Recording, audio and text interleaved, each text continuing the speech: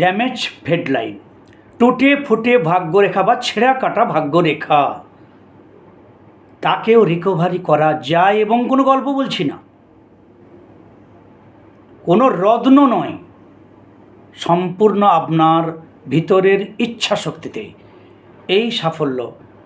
90 দিন তো অনেক বেশি, সর্বশ্রেষ্ঠ চূড়ান্ত সময়, তার আগেই পেতে থাকবেন। এই ক্রিয়া, এই গুহ্য ক্রিয়াও সাধনার ক্রিয়া, তন্ত্রে অতি গুহ্যভাবে এর ক্রিয়ার উল্লেখ আছে। একদম বিজ্ঞানসম্মতভাবে আপনাদের ক্লিয়ার করে কিভাবে করবেন একদম হাতে নাতে বুঝিয়ে দিচ্ছি। আমাদের ইচ্ছা শক্তিতে সব কিছু সম্ভব। লিওনার্দো দা ভিঞ্চি ছবি এঁকেছিলেন, ওড়া যায় মানুষ আকাশে উড়তে পারেন। সেটা বিজ্ঞানের মধ্য দিয়ে পরবর্তীকালে এরোপ্লেন বা এভাবে তা সাকসেস আমরা পেয়েছি। তাহলে আমরা আমাদের কল্পনাকে আমরা যদি সাকসেস দিতে পারি, তাহলে আমাদের মধ্যে ইচ্ছাশক্তিকে আমরা ছোটোখাটো বিষয় কেন সাকসেস পাবো না? এই সাকসেসের মূলে আমাদের সংকল্প।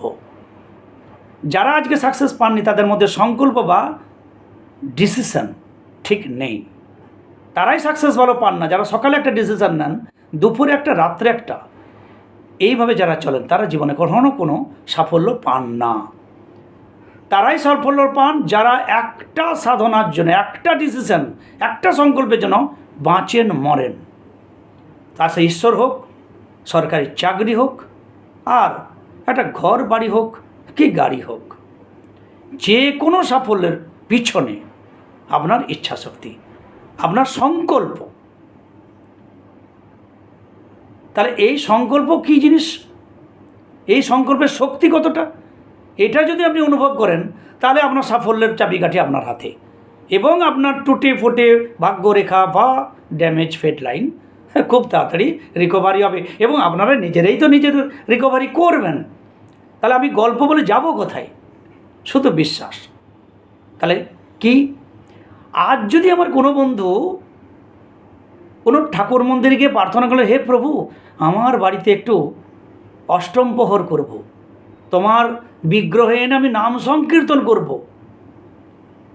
কিন্তু অর্থ আপনি সংকল্প করেছেন খুব দৃঢ়ভাবে, আর আপনি চেষ্টা করে যাচ্ছেন, 1 বছর 2 বছর হলো না, 3 বছর হলো না, 4 বছর বেলা আপনার মনের মধ্যে কি সংকল্প আছে, আমি প্রভুকে আনবো আমার বাড়িতে একটু নাম সংকীর্তন, প্রভু আমাকে সেই দিন দাও। মনের মধ্যে সবসময় হচ্ছেই। কোথাও মন্দিরে গিয়ে বা কারো বাড়িতে যজ্ঞর নাম যজ্ঞে গিয়ে আপনার ওই মনের ভাব হয়েছিল।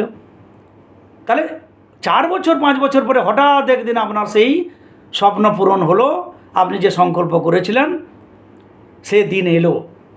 আপনি ব্রাহ্মণ বা বৈষ্ণব বা সবাইকে নিয়ে একটা দিনক্ষণ করে বিগ্রহ আনলেন, বাড়িতে প্যান্ডেল হলো, হ্যাঁ মহোৎসব হবে, কত আনন্দ হলো আপনার হচ্ছে। ব্রাহ্মণ এলো, বৈষ্ণব এলো, সেই ব্রাহ্মণ যখন পুজো শুরু করলেন, তিনি সংকল্প করছেন। কি সংকল্প? না, বৈশাখ মাস যদি হয়, বৈশাখ মাসে মেষ রাশিস্তে ভাস্করী শুক্লপক্ষে, যদি পঞ্চমী হয় তো পঞ্চম মাং তিথৌ উমুক নাম উমুক গোত্রস্য। এবারে লাস্টে সংকল্প করিষ্যামি। এই যে সংকল্প হলো, এই যে ব্রাহ্মণ বৈষ্ণব করলেন, এই সংকল্পটা কি প্রথম সংকল্প? বন্ধুরা, এই সংকল্পটা ফিনিশিংয়ের সংকল্প। ওই ব্রাহ্মণ বৈষ্ণব আবার আপনার নামে ফিনিশ করলেন এই সংকল্প, ওইটা সংকল্প ফিনিশিংয়ের সংকল্প। আসল সংকল্প ছিল যেদিন আপনি কোথাও গিয়ে মানত করেছিলেন, মনে মনে সংকল্প করেছিলেন, ডিসিশন নিয়েছিলেন আমার বাড়িতে প্রভুর নাম যজ্ঞ হোক, ওইটাই ছিল সংকল্প। আর এটা ফিনিশিংয়ের সংকল্প। এই সংকল্প ডিসিশন কত বড় শক্তিশালী বুঝতে পারছেন? আমার মনের মধ্যে যা হয় সেটাই পরে পরে ফিনিশ হয়, শুধু সময়ের অপেক্ষা। তাহলে হেন যা আমরা সংকল্প করি তাই সাকসেস হয়। আর সেই সাকসেসের জন্য আমরা প্ল্যান খাটাই। কেউ যদি মনে করি আমি ওই মেয়েটার সঙ্গে ওই ছেলেটার সঙ্গে প্রেম করব, ভাই রসিকতা করে বলছি না, যখন ডিসিশন নিলেন ওর সঙ্গে আমার প্রেম করবো, তাহলে কী করলেন আপনি? ওটা আপনার মনের মধ্যে ঘুরতে লাগলো দিনে রাত্রে সবসময়, একটু কথা বললেন, কথা হলো, তারপরে আমি কী করে বলবো, এই বলবো, প্ল্যান কাটছে মাথায়, ওকে কী করে বলবো, SMS করলাম, এই করলাম, একটা কিছু গোলাপ ফুল পাঠালাম, ও কি রিপ্লাই দেয় দেখি। অর্থাৎ ভালো করে বুঝে দেখুন, এখানে আপনার সংকল্প, ওর সঙ্গে আমার সম্পর্ক, পীড়িত করব, ওর সঙ্গে আমরা প্রেম করব, সম্পর্কটাকে খুব মধুরভাবে এগিয়ে নিয়ে যাব, এটা আপনার দিন রাত ভাবছেন, তার জন্য একটার পর একটা আমি কর্ম করছেন, ফলে একদিন সাফল্য হলো, আহা মন্দিরে পুজো দিলেন, প্রভু আমার রাধাকে পেয়েছি কি আমার কৃষ্ণকে পেয়েছি। ভাই এটার পিছনে আপনি সময় দিয়েছেন কিনা, এটার জন্য আপনার সংকল্প ছিল কিনা, যদি এই সংকল্প থাকে তবেই তো আপনার প্রেমেও সাফল্য হবে। যদি কেউ ইঞ্জিনিয়ারিং ডাক্তারি পড়েন, ভাই 9-10 যখন পড়ে না, তখনই তার সংকল্প বা ডিসিশন থাকে তার পরিবারের বা তার। আর যে সমস্ত ছাত্রছাত্রী উচ্চ মাধ্যমিক দেওয়ার পরে রেজাল্ট বেরায়নি, যদি বলা হয় ভাই তুমি ডাক্তার না ইঞ্জিনিয়ার পড়বে, বলে আগে রেজাল্টটা বেরাক, মানে রেজাল্ট বেরাও আর কীরকম নাম্বার পাই আগে, তার মানে তার নিজেরই ডিসিশন নেই, নিজেরই সংকল্প নেই, নিজেই তার নিজের কোনো দৃশ্যা নেই, তাহলে তিনি কি করে সাফল্য পাবেন। অর্থাৎ সংকল্প, এই সংকল্প যদি ঠিক থাকে তাহলে ঈশ্বর লাভ থেকে আরম্ভ করে সব লাভ হয়। আর এই চাকরি বাকরি একটু আধটু এগুলো তো মামুলি ব্যাপার ভাই, এই সংকল্প করতে হবে। আর তার সঙ্গে তন্ত্রমন্ত্র কি বলুন তো, তন্ত্রমন্ত্র যে কিছু ইচ্ছাশক্তি, কিছু মেডিটেশন ক্রিয়া, সেটাকে একটা ছন্দে একই রকম করা। যে কোনো সংকল্পের জন্য যদি আপনি এইভাবে সংকল্প করে সাকসেস পান, তাহলে আপনার ছেঁড়া কাটা ভাগ্যরেখা, টুটে ফুটে ভাগ্যরেখা, ড্যামেজ ফেট লাইন, তাকে রিকভারি 100% করা যাবে, তাও আপনার ভিতরের ইচ্ছা শক্তিতে। কোনো সাধু বাবা, কোনো জটাজট সন্ন্যাসী, কোনো তান্ত্রিক, কোনো জ্যোতিষী, কারো কোনো কথা নয়, আপনার ভিতরের ইচ্ছা শক্তি সুপ্রিম পাওয়ার আপনার প্রত্যেকের মধ্যে কুলকুণ্ডলিনী যদি থাকে, সেই কুলকুণ্ডলিনী আপনার মধ্যে আছে, সহস্রার আপনার মধ্যে আছে, পরব্রহ্ম ব্রহ্ম আপনার মধ্যে আছে, তাহলে আপনার মধ্যে যদি সবই থাকে, যদি অন্যজন সাকসেস পায় তাহলে আপনি কেন পাবেন না। অর্থাৎ আপনার সংকল্পটাই ঠিক নেই, সংকল্প করতে শিখুন, তাহলে সাকসেস খুব তাড়াতাড়ি।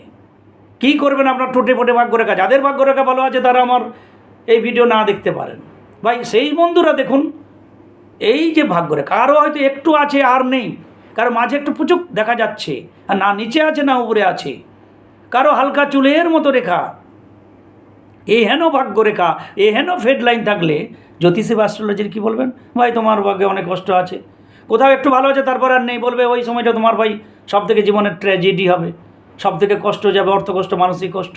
আর তাই হচ্ছে, বলবে জ্যোতিষী ভালো বলছেন, আরে ভাই কী দেখে বলছেন, তোমার ভাগ্যরেখা দেখে বলছে। ভাগ্যরেখাকে তাহলে ভালো করা যাবে কী করে, কোনো রত্ন পরে? আমার জানা নেই ভাগ্যরেখাকে কোনো রত্ন দিয়ে ভালো করা যায়, আমার জানা যে নেই, আমি এখনো পর্যন্ত পড়িনি, আমার গুরুদেবের কাছে শুনিনি। ইচ্ছা শক্তিতে সব সম্ভব। চলুন সাধনায় কি না, এই আমাদের বৃহস্পতি, এই যে তর্জনী অঙ্গুলের নিচে এই যে মাউন্ট জুপিটার মাউন্ট বৃহস্পতি পর্বত, এই হচ্ছে আমাদের দেবগুরু। যে ধর্মেরই হন, হিন্দু মুসলিম খ্রিস্টান জৈন ইহুদি ভাই যে হন, এই ধর্মের স্থান, মনুষ্য তো মানুষ করতলে এখানে ধর্মের স্থান বলা হয়েছে। তাহলে এই ধর্মের অধিপতি বৃহস্পতি, বৃহস্পতির সংখ্যা 3, বাংলায় 3। আপনি যদি ধরুন একটা আরও উদাহরণ দিয়ে দিচ্ছি একদম, আপনি মুসলিম ভাই, 786 নাম্বারটা আপনাদের ফেভারিট নাম্বার, এই 786 786কে যোগ করুন, একসঙ্গে নিউমারোলজিতে আনুন, 7 + 8 + 6 সমান কি 21, 21কে যোগ করুন, 2 + 1 সমান কি 3। তা ভাই 3 বৃহস্পতির সংখ্যা, 786 3, তাহলে 3 কত বড় না বৃহস্পতির সংখ্যা, 3 দেবগুরুর সংখ্যা, 3 ঈশ্বরের সংখ্যা, 3 আল্লাহর সংখ্যা, এই 3 বৃহস্পতির সংখ্যা। এখানে একটা ইংরেজিতে 3 লিখুন, ইংলিশে লিখুন, ইংলিশে 3। ওই 3কেই আমরা কি করি, ওম করতে পারি, ওই 3কে আমরা বৃহস্পতির সংখ্যা বলছি। 3 পাওয়ারফুল সংখ্যা, ধর্মের সংখ্যা। এখানে 3 লিখুন পেনে, নীল লাল কালো সবুজ, ভাই যে পেনে, ডট পেনে, স্কেচ পেনে, যে কোনো পেনে একটা 3 লিখুন, ইংলিশে 3 লিখুন। আর আপনার ভাগ্যরেখা যদি টুটে ফুটে যেখান থেকে আছে, এখান থেকে একটু আচার নেই, পেনে করে পুরো উঠিয়ে দিন একদম এই মধ্যমা আঙুলের পর্ব পর্যন্ত, এখান থেকে তুলে নিয়ে আসুন, এখানে আপনার ভাগ্যরেখা এখান থেকে উঠানো হচ্ছে, এখানে বাড়িয়ে দিন এখান পর্যন্ত। আপনার ভাগ্যরেখা এখান থেকে উঠে আর আসেনি, উঠে বাড়িয়ে দিন এখান পর্যন্ত, নিজের ইচ্ছা অনুযায়ী ভাগ্যরেখাটাকে বাড়িয়ে দিন। কারো আছে একটু কাটা কাটা, সেটাকে জয়েন করে বাড়িয়ে দিন।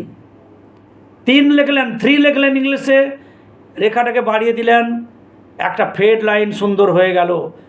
এইবারে 3টাকে মনে মনে ভাবুন যে 3 একটা জ্যোতি, 3 একটা পাওয়ার, 3 আমার ধর্ম। এই 3 জ্যোতিতে, পাওয়ারে, আমার ধর্মের শক্তিতে, আমার ইচ্ছা শক্তিতে আমার ফেড লাইন ডেফিনেটলি সুন্দর হয়ে যাবে। এইরকম হবে। এই ইচ্ছা শক্তিতে এই ফেড লাইনকে বারবার দেখতে থাকুন, মনে মন প্রয়োগ করুন, আমার ফেড লাইন ভালো হচ্ছে, এই রকম হচ্ছে, সুন্দর হচ্ছে। 5 মিনিট, দিনে, রাত্রে, ভোরে, সকালে, যে কোনো সময় একাকী সুন্দরভাবে 5 থেকে 6 মিনিট, অর্থাৎ একটা 108 গুনতে, জপ গুনতে প্রায় 104 মিনিট 5 মিনিট লেগে যায়। আপনার কোনো কিচ্ছু করার দরকার নেই। ওমটাকে মনে মনে ভেবে নিন খানিকক্ষণ, যে হ্যাঁ আমি এখানে 3 দেখতে পাচ্ছি, তাহলে 3 বা ওম এই বৃহস্পতি সংখ্যা এখানে লিখে ভাবুন মনে মন। তারপরে ভাবুন আমার ফেড লেখার ভাগ্যরেখাটা ভালো হয়ে যাচ্ছে, সুন্দর হয়ে যাচ্ছে, একটানা উঠে যাচ্ছে, সরু রেখা প্রমিনেন্ট হয়ে যাচ্ছে, মোটা হয়ে যাচ্ছে। এইটা রোজ নিরিবিলিতে গোপনে 3 মাস 90 দিন ভাবুন, প্রতিদিন 4-5 মিনিট করে। কি হবে না, 20-22 দিন ছাড়া ছাড়া লক্ষ্য রাখতে থাকবেন, আপনার পরিবর্তন হতে থাকবে। 90 দিনের মধ্যে আমি কথা দিচ্ছি ভাগ্যরেখার পরিবর্তন হবে। ওই ভাগ্যরেখার পরিবর্তন যখন হবে তখন সবাই দেখে বলবে ভাই তোমার তো ভাগ্য ভালো। এই ভাগ্যরেখা এইভাবে পরিবর্তন করুন, ইচ্ছা শক্তি আনুন। তাহলে সেই অনুযায়ী যে ডিসিশনটা আপনি অবশ্যই নেবেন যে আমি কিছু করব, কি করব, সংকল্প করুন, ভাগ্যরেখাকে বাড়ান। 3 লিখুন। এই 3 লেখায় কী গুরুত্ব আছে হয়তো প্রশ্ন আসবে। বা এই ছোটো বাচ্চাকে যদি তার মা কালো টিক দেয়, এখানে টিক দেয়, তাতে যদি সমস্ত নজর দোষ কুদৃষ্টি এড়াতে পারে, ভগবান শ্রীকৃষ্ণকে পর্যন্ত দিয়েছিল যশোদা মাতা, আজ আমাদের মাওরাও দেয়, আমাকে দিয়েছে, আজকে ছোটো ছোটো বাচ্চারাকে দিচ্ছে। তাহলে এই টিকের এত গুরুত্ব, সমস্ত কুনজর কুদৃষ্টি এড়াতে পারে। এই টিকের ক্ষমতা যদি এত হয়, এখানে যদি আপনি 3 লেখেন বৃহস্পতিতে এবং সে 3 অনুযায়ী তাকে যদি ভাবেন, আমি বললাম সব ধর্মে 3 কেমন গুরুত্ব, 786ও 3, আমাদের 3 বৃহস্পতি সংখ্যা, 3 দিয়ে ওর ওম লেখা যায়, এই 3 তাকে ভাবুন। তার এখানে ভাগ্যরেখা নিজে পেনে করে, স্কেচ পেনে, ডট পেনে করুন। 5 মিনিট এই ভাগ্যরেখার দিকে তাকিয়ে মনস্কামনা অনুযায়ী ভাবতে থাকুন, আমার ফেড লাইন ভালো হচ্ছে, সুন্দর হচ্ছে। নিরিবিলিতে 5 মিনিট, 4 মিনিট, 6 মিনিট করুন, একই রকম করুন, একই রকম সময় দিন। 90 দিন তো অনেক পরের কথা বন্ধুরা। 30 দিন পরে আমাকে আপনারা কমেন্ট বক্সে হয়তো জানাতে চাইবেন, কিন্তু 90 দিনের আগে জানাবেন না। করজোরে অনুরোধ, ভালো হলেও জানাবেন না, কাউকে তো জানাবেন না, আমাকেও জানাবেন না। 90 দিনের পরে জানাবেন, আমিও খুশি হব। এই 90 দিনের সাধনা করে যান, হেঁটে যান।